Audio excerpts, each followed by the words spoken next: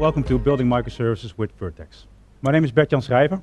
I work at JPoint in the Netherlands. JPoint is a small Java consulting shop where we do various Java consulting work for clients throughout the Netherlands. I also work at OpenValue, which is a company that does consulting on continuous delivery and DevOps, basically everything that helps companies deliver better software faster. My current assignment is at the Dutch National Police, which for numerous reasons I'm not going to tell you anything about. And I run the NLJUC, which is the Dutch Java user group. The NLJUC has around 4,000 members. We organize a few conferences and we publish a magazine. So are there any members of the NLJUC in here? In the front row, all right. So the next 45 minutes or so, I'll start with giving you some background on where we use Vert.x and how we got to know Vert.x, why we chose it. There'll be lots of demoing and some coding going on. I'll do a deep dive into more the internals of Vert.x and why stuff works the way it works. A bit more advanced demos, and I'll explain why I believe Vert.x is an excellent platform for building microservices. And I'll share a few of our experience we had with Vert.x by running Vert.x in production for a couple of years. So let's start with some background. I learned most of the stuff I learned using Vert.x while working at Malmberg. Malmberg is an educational publisher in the Netherlands. So Malmberg makes basically digital books used on iPads in classrooms. And at Malmberg, a few of my colleagues are still working there. We're building fairly cool stuff with Java 8, MongoDB, Vert.x, running on Amazon Web Services. And currently about 10 teams are building educational applications using Vert.x at Malmberg. So let's start with the basics. Vert.x is a toolkit. I wouldn't call it a framework. It's a toolkit for building reactive applications on the JVM.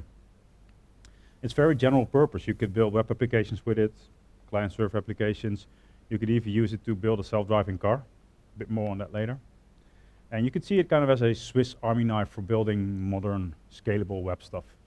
It's fairly high performance, and that's where you can really put it to good use. It's event-driven. It's non-blocking, which helps in making it fast.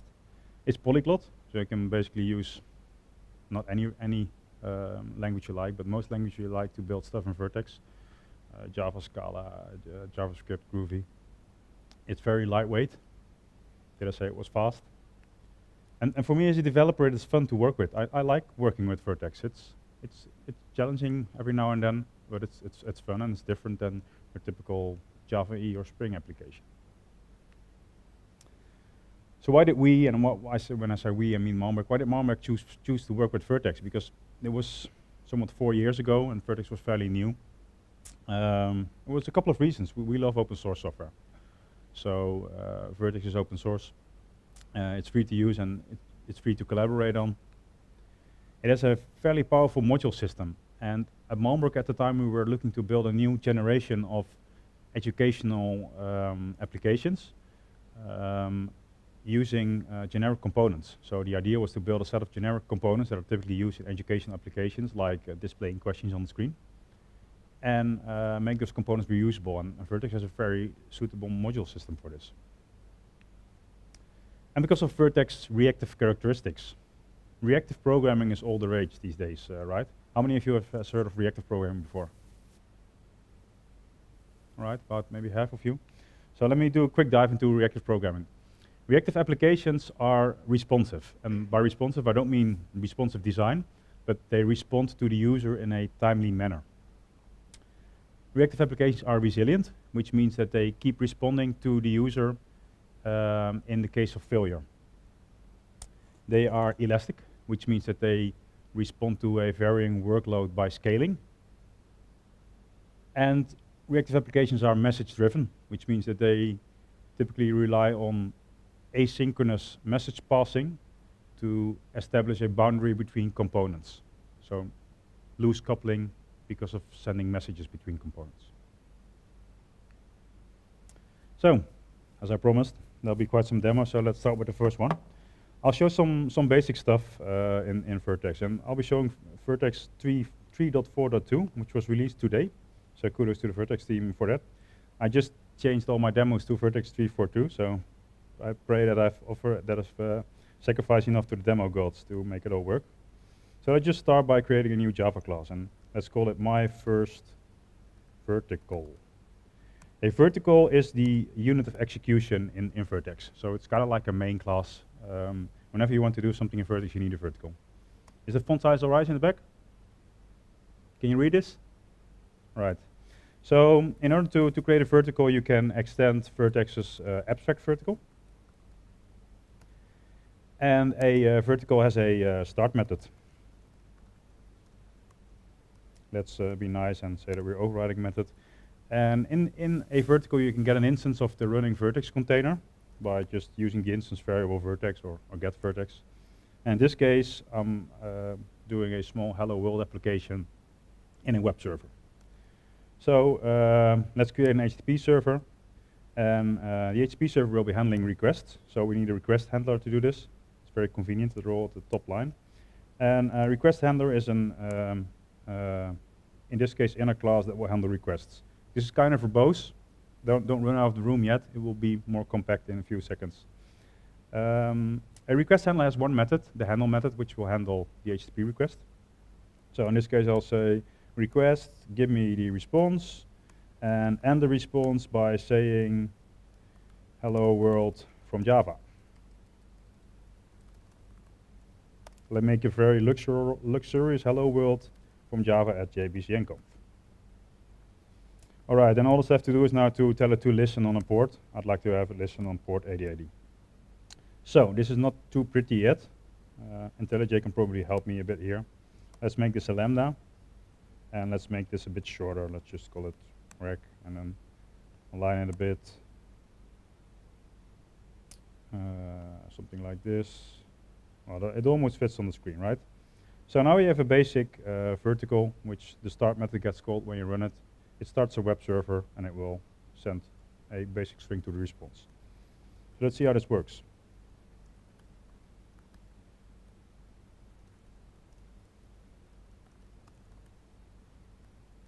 My first vertical.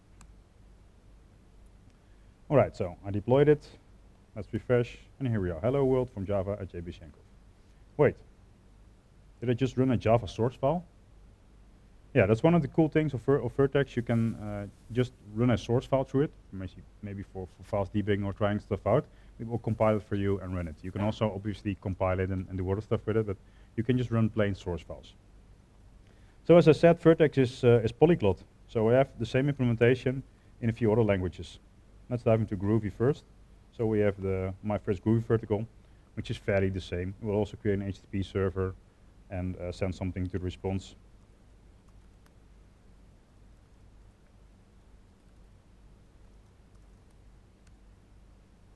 You can probably guess what the response will be. Hello world from Groovy.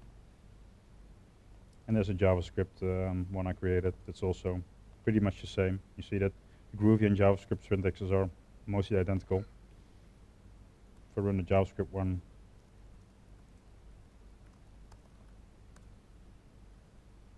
takes a bit longer to fire up the JavaScript engine, and no surprises here. So hello world in 3 languages.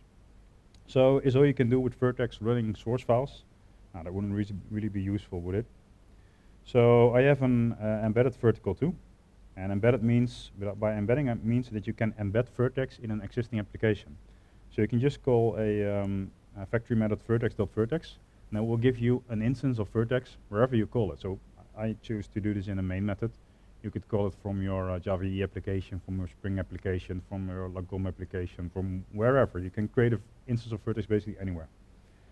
So if I start this, it will just start up the main method. And I think I kept something running because the other is already in use. There it is. Second chance. So now it's running from embedded Vert.x. And running it embedded also helps in creating easily deployable stuff. So what I've done is configure the Maven Shade plugin, which will create a fat jar of my main class with all the dependencies it needs. So basic Maven Shape plugin that will pull in all dependencies, zip it, and call it the jar. So I need to tell it that it needs to run my first Java vertical. There's a pointer to the Vert.x vertical factory, and I'm excluding some of the dependencies because I want to create a small jar. The groovy stuff is in there because of the example, so I don't need it. The output file will be the name of the jar. And in order to really make sure that I'm actually creating a new project, let's see, hello world from Java with embedded Vert.x inside a big fat jar. So that's what we should be seeing on the screen in a bit. So let's package it. So here we have a fat jar, and it's what is it? 5 megabytes. Let's run it. Running, refresh, and there we have it. So these are kind of the deployment scenarios you can use.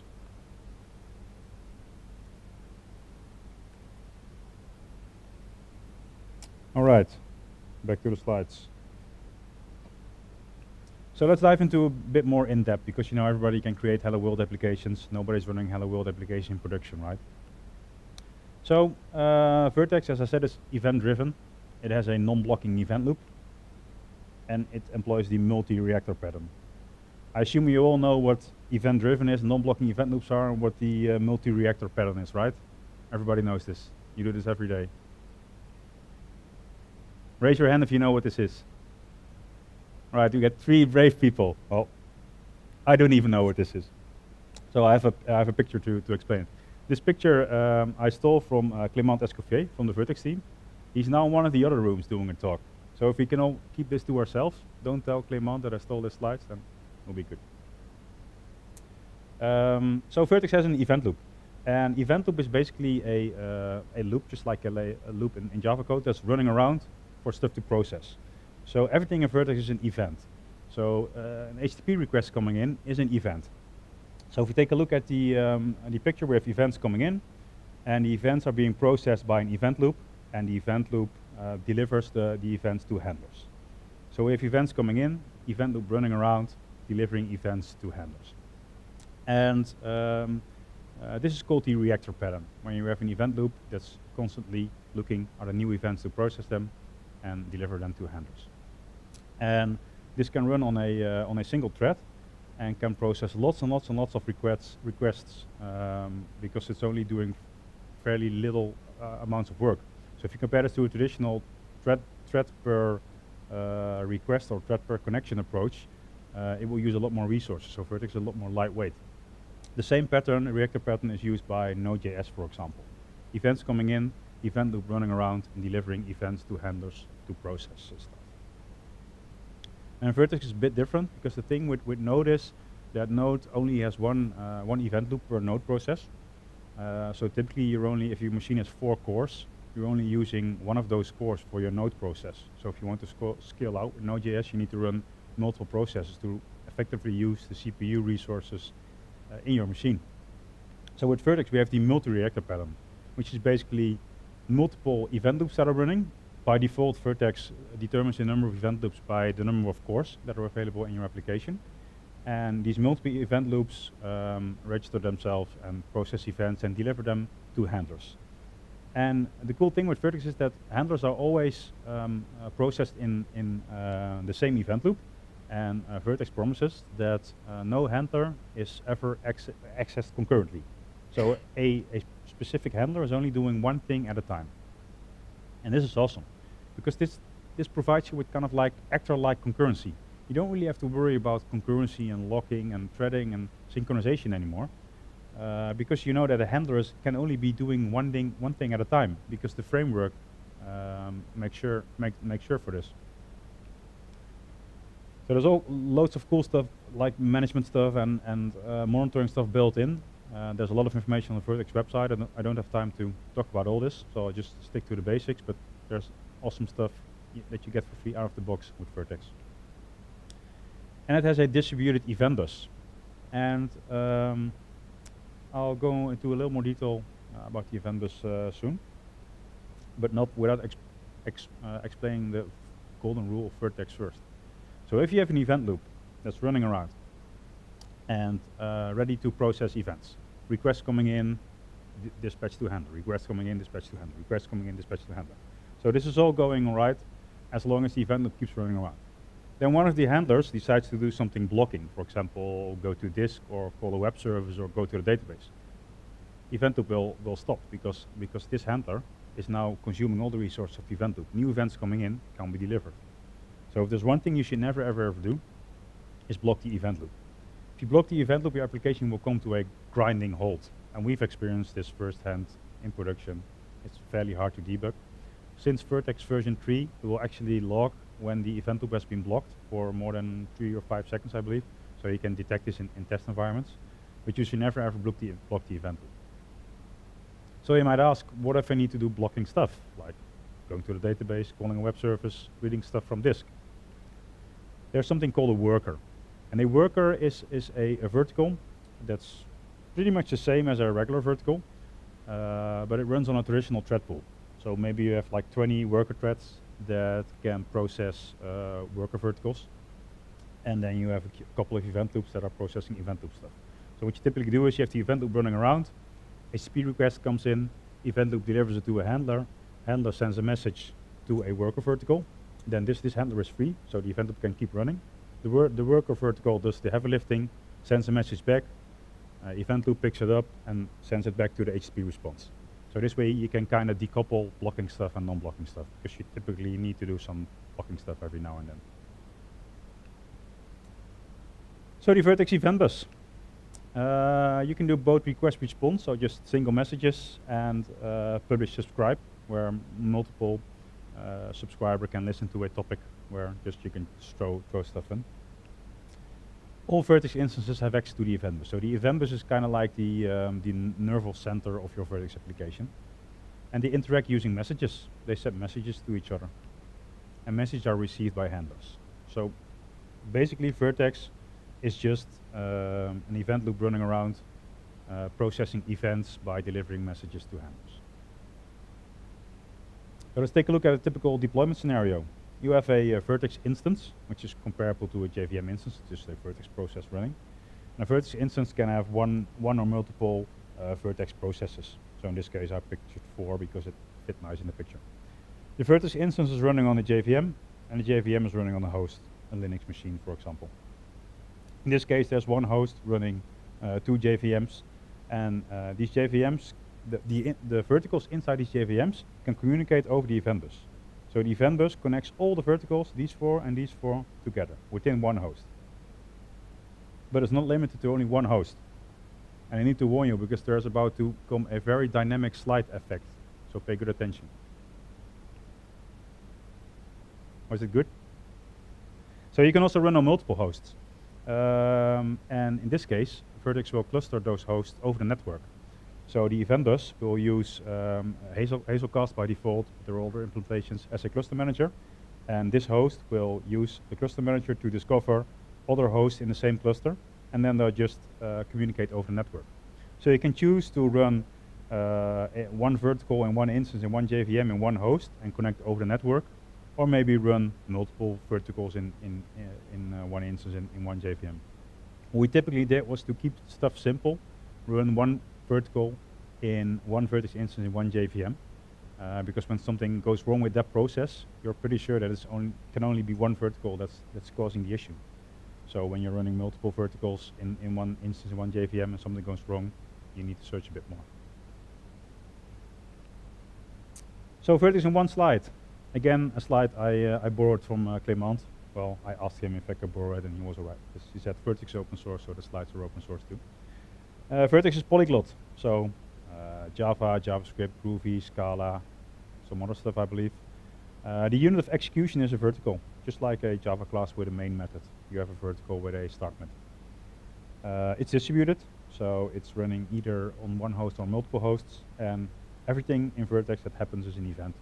HTTP requests, messages, maybe even a timer that goes off of stuff you read from disk. Events get delivered by event loops to handlers. And the event bus is kind of like the glue that ties everything together. Demo time. I'll show some a bit more advanced stuff. And I'll start with showing how the event bus works. So let's see, where were we?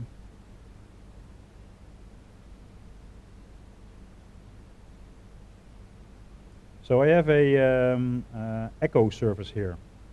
And the echo service is an extremely complicated enterprise service that will echo everything you throw at it. Luckily, it fits in one screen.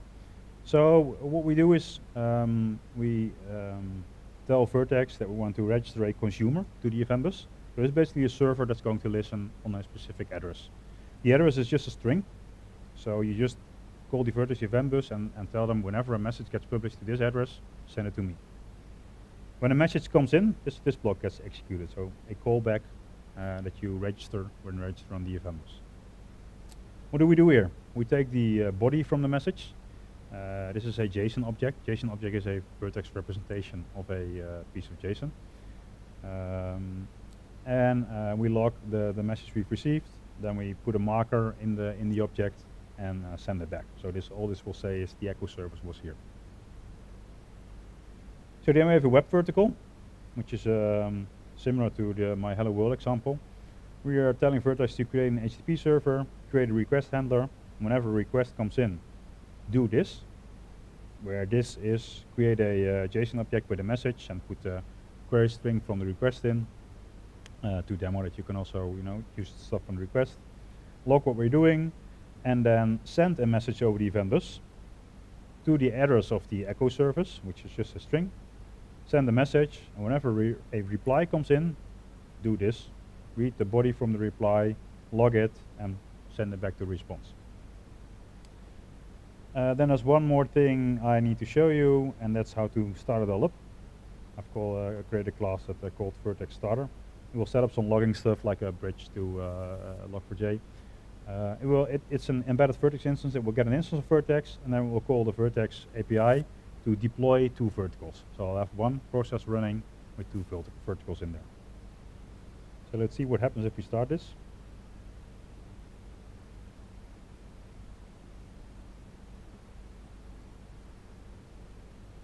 So we'll now say hello world, query string nil, pass through echo service. So what happened here?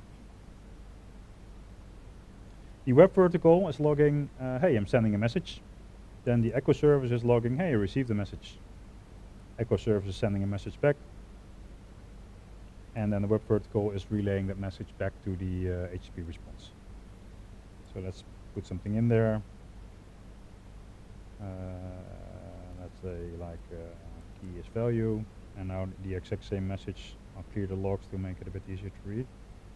The exact same message will travel throughout the services. So now the web vertical sends a message, echo service receives it, echo service replies, web vertical sends it back to the HTTP response.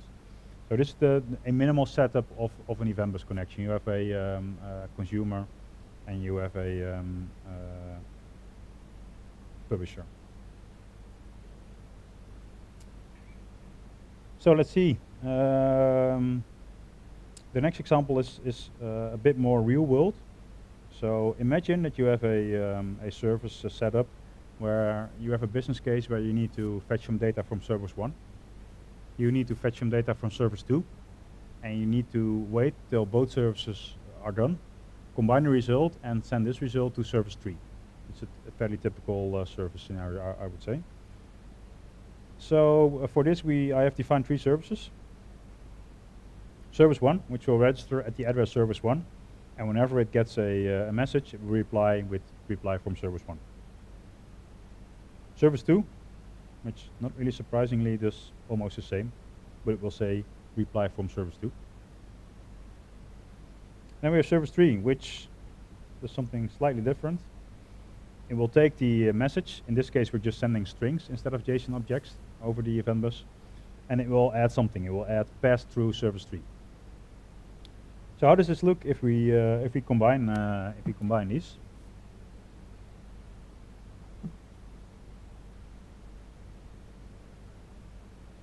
Well, I can't really send out the call in parallel because I don't really have the tools to do this. So the easiest thing is probably to just call service 1, wait until you have the response, then call service 2, wait until you have the response, put it together, then call service 3. So send a message to service 1.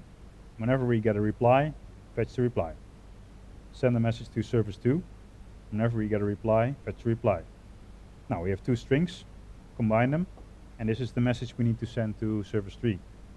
Send it to service 3. Whenever you have a result, send it back to the HTTP response. So there's a starter here too that will just deploy the 3 services and deploy the web vertical. Let's see what it is. I've made the same mistake as I did before. One still running. Let's see if I can manage to make the same mistake 3 times. So we have it running. And it will now say response from service 3, reply from service 1, from service 2, pass through service 3. Let's take a look at the logging. Is there any logging? No. So I just need to believe it from the response that you saw. Was this pretty? Who thought this was? Who thinks this is pretty code? Oh, it's nice, kind of like a triangle, and focusing on the most important stuff. Who thinks this is pretty? Nobody? Not really surprised.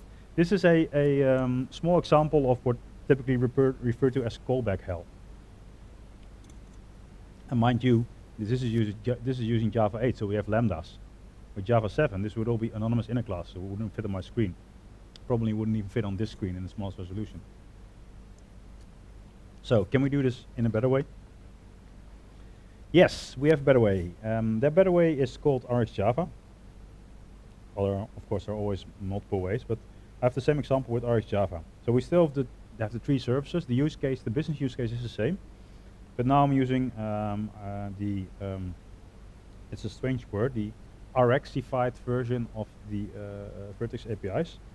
So Vert.x offers just plain APIs with callbacks. You call eventbus.send, and there's a RxJava implementation where it's RxSend.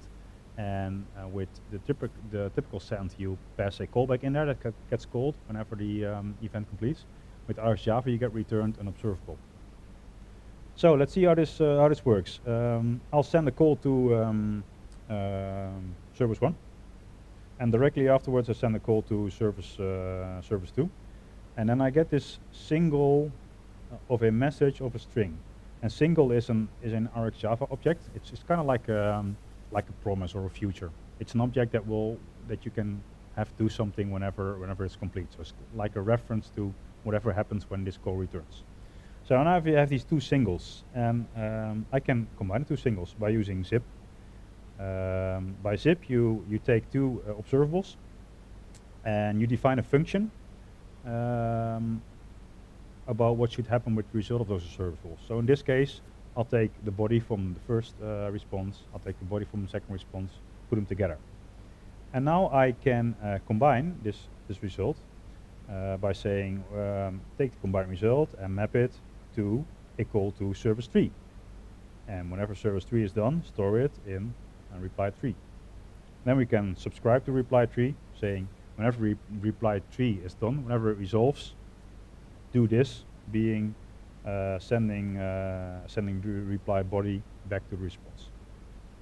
So it takes some getting used to. If you've never worked with RxJava, you might be thinking, wow, this is even more complex than the previous version. But it's a bit, I think it's a lot more readable, because you can just work with single lines. You get returned something which kind of adheres to the typical feel of synchronous programming, and then you can just pass these objects on, and all the asynchronicity is kind of encapsulated by what RxJava does for you. So I have a starter here too, and this starter will just deploy the 3 services and then the web vertical. So let's fire it up, see what happens.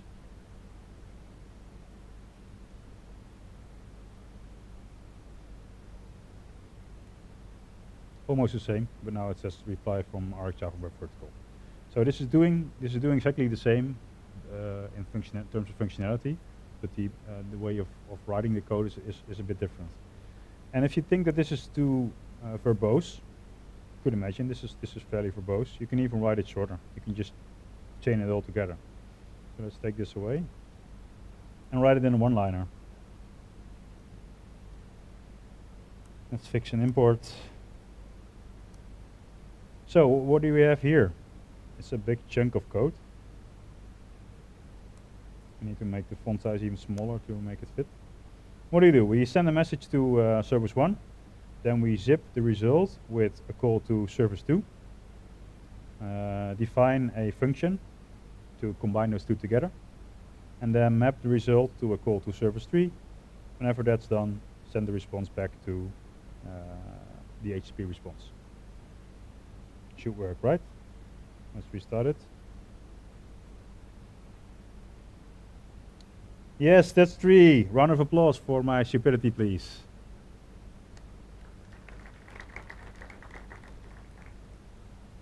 I was not going to do that. Let's let's try it anyway. Yes, we got it. So, will this work? Yes, this works exactly in the same way. So if you compare these two, which one is better? I don't know.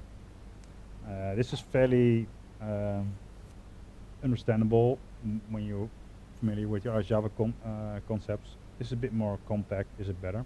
Who thinks the one-liner is better readable than the written-out example? A few of you. Who thinks that the written-out example is better? Also a few of you. But I would say the general opinion is that this is better readable, and I tend to agree. Is this all we have? No, there's more. And this is actually one of the cooler examples. So you can also extend the event bus all the way to the browser, so that even in your JavaScript code in your front end, you can connect to the Vert.x event bus. And you can do this by using the Vert.x event bus bridge, which will create a WebSocket that will bridge the event bus all the way to your browser. So let's take a look at this.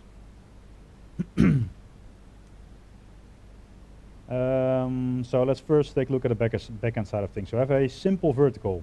This vertical is so simple that the only thing it does is it sets a periodic, which is a timer. So every 1000 milliseconds it will do this, which is publish a message to the topic events feed saying server event from Java. Then I have the same implementation in JavaScript. A simple vertical that will set the periodic for every 1000 milliseconds and then send server event from JavaScript to the event bus topic events feed. Then to tie it all together, I have a sock.js event bus bridge, which is straight from the Vert.x examples. Didn't figure it out myself. I'll use the Vert.x web router, which you can use to create a REST endpoint and map endpoints to handlers. I need to configure the Vert.x event bus bridge options, because typically you don't want to open up your entire event bus to the browser. For example, when your event bus is connected to your database, you don't want people that are handy with JavaScript doing SQL queries over your event bus. So I'm saying, and by default it's closed, so you need to explicitly enable traffic over the bridge to the browser. In this case, I'm saying add one outbound permitted to the events feed. Which means that from the server side, I am allowed to send events over the event bus bridge to the front end side. So I'm routing everything under /eventbus to a sock.js handler that will take the bridge options. This is just standard Vert.x stuff that will create the bridge. And then I will route my static stuff from the web directory in the project to Vert.x to server 2. Creation HTTP server, tell it to connect to the router, and we're done. But not until I show you the front end side of things. So I have an index.html, and this will get the sock.js implementation in JavaScript. It will get a Vert.x eventbus implementation in JavaScript, which gets packaged with Vert.x. And this is only like a few hundred lines, 300 lines of code, not even minimized. And I have an index.html which fits on my screen. I'm just saying whenever this loads, connect to the event bus on my event bus bridge endpoint. Whenever the event bus opens, register a handler on the events feed, and whenever a message comes in, get the element on this HTML page called events, and append the message with a timestamp to the inner text of the element. So it's going to write here. So that being said, let's see if this works. I would like to see it.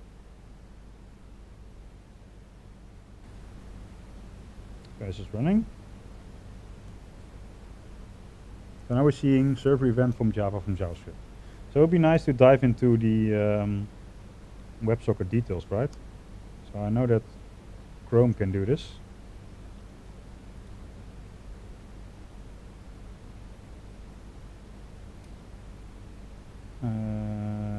Yeah, and here we can see, let's see, I need to show all traffic.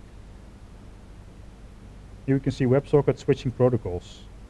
And over here, yeah, it's like I need to stop recording, preview. Let's see, no, that's not what I was wanting to show. Switching protocols.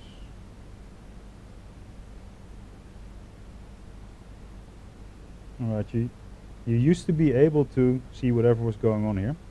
Let's see if maybe Firefox can do it already. That should be nice.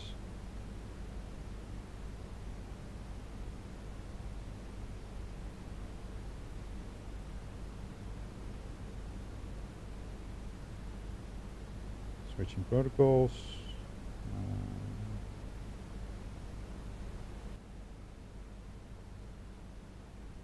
No, I don't think I'll be able to show it, but what is being sent over the WebSockets is just plain Vert.x messages. So you have a message containing a server event from Java, server event from JavaScript, and that's about it. So typically the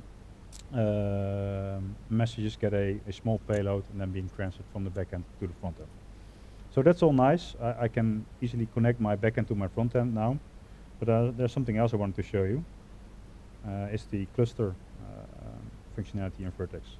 So now this is all running in one process, in one JVM, right? So let me stop deploying the JavaScript vertical from the Java process. If I run it now, then it would only show the Java events, right? So there we are. So now I can start up the JavaScript process and see if it will join.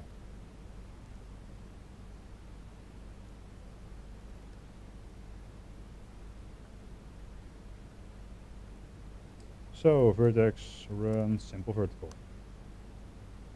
So what's going to happen? Nothing is going to happen. Why? Because it's only now living in its own little process. I didn't tell it to cluster yet. So let's ask it nicely and tell to join the cluster. So what's happening now? It's going to join the Vert.x cluster and start sending events too. So now I have two processes running. Picture that this window was running somewhere else on a cloud machine or I don't know where, and the backend is running on my machine, and the browser is running somewhere else too.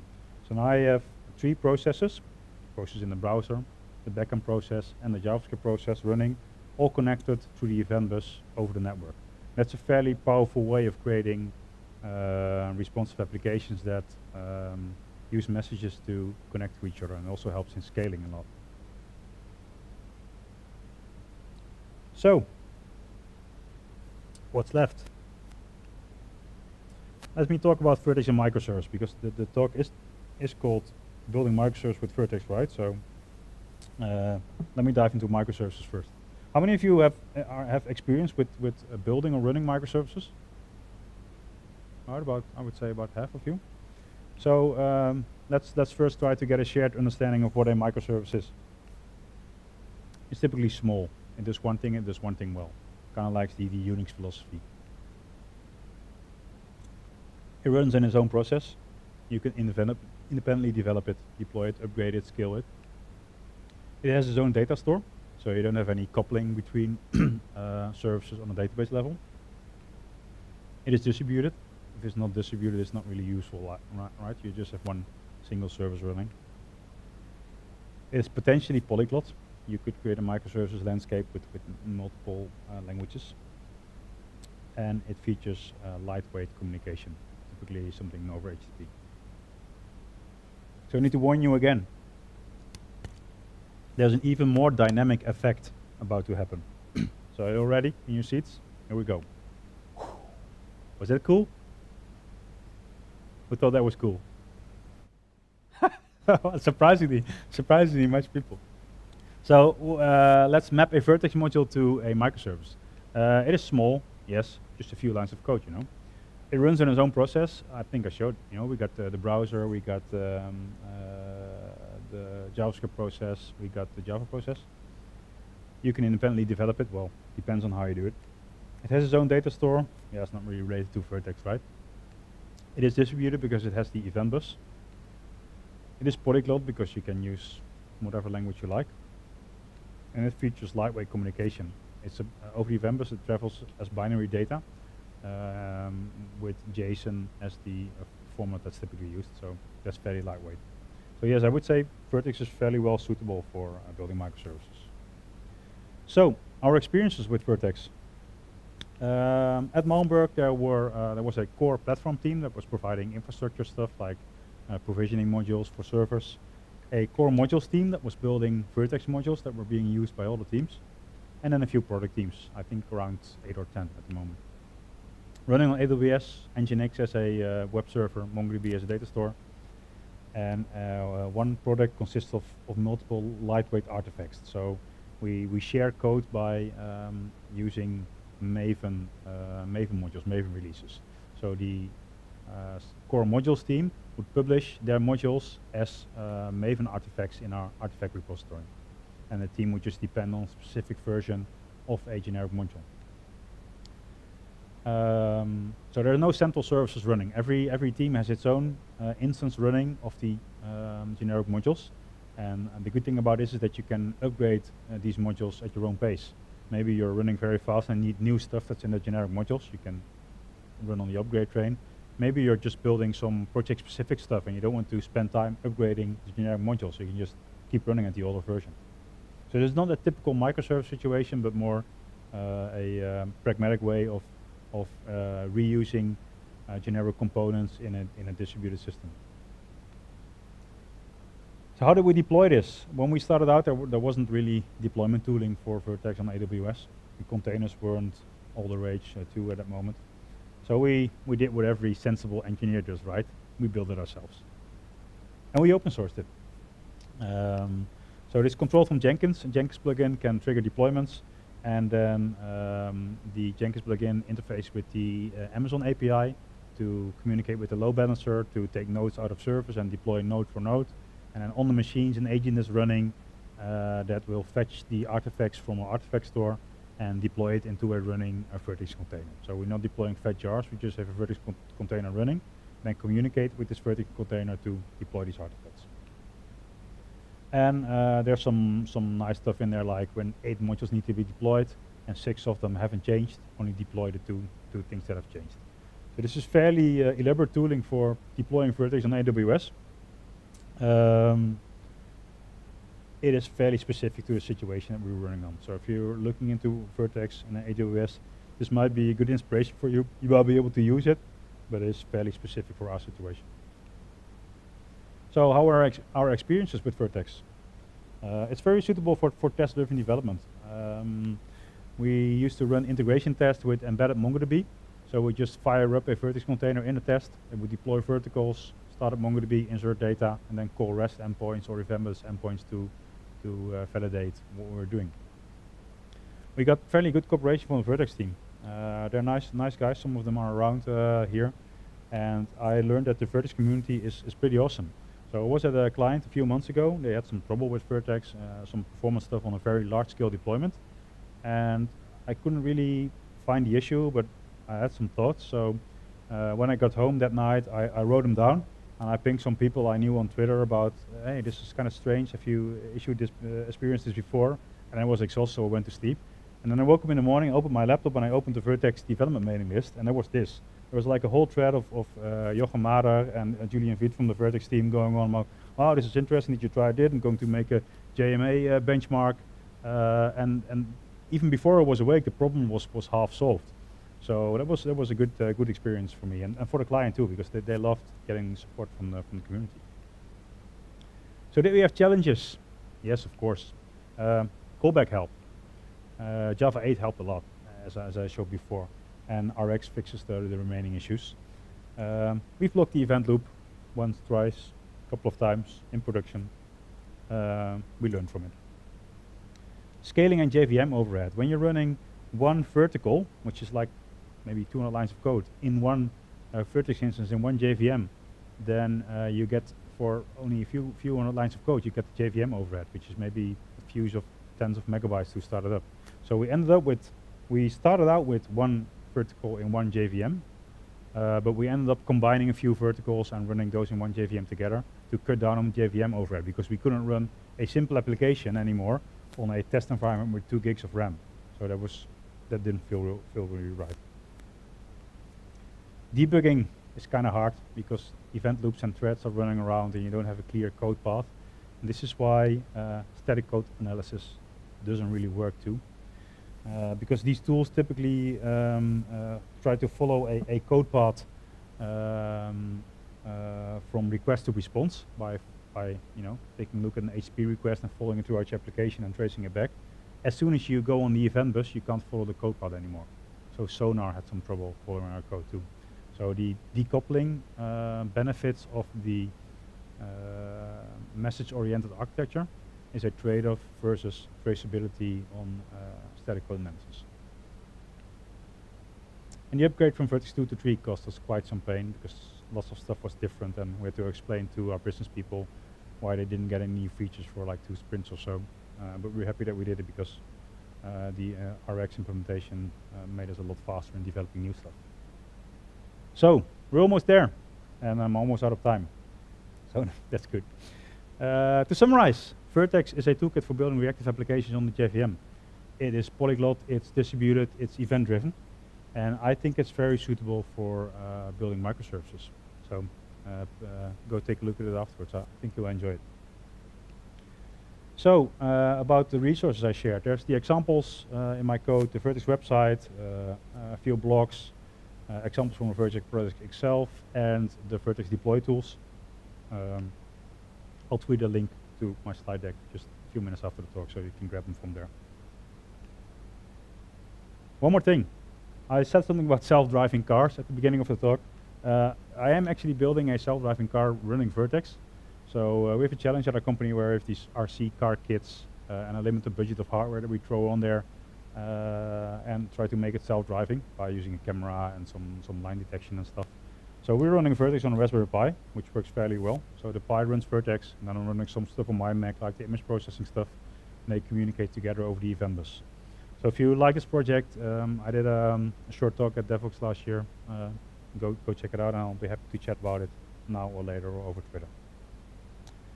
So how are we time-wise, guys? Couple of minutes left, all right.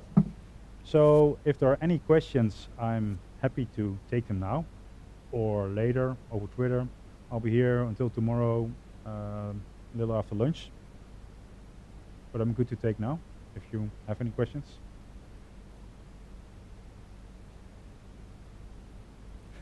I either was very clear or you didn't understand anything about it. I hope it was the first. A few more things. Don't forget to rate my session using the icons over there. The next session in this room will be by Heather Van Cura, chair of the Java community process. So please all stay seated because it will be a good story, I guess.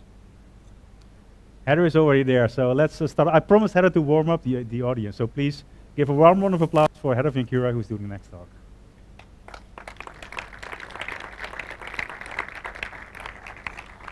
All right, so my time is up and I need to make way for Heather. So thanks a lot for your time, and I'd love to chat anymore if you have any questions. Thank you.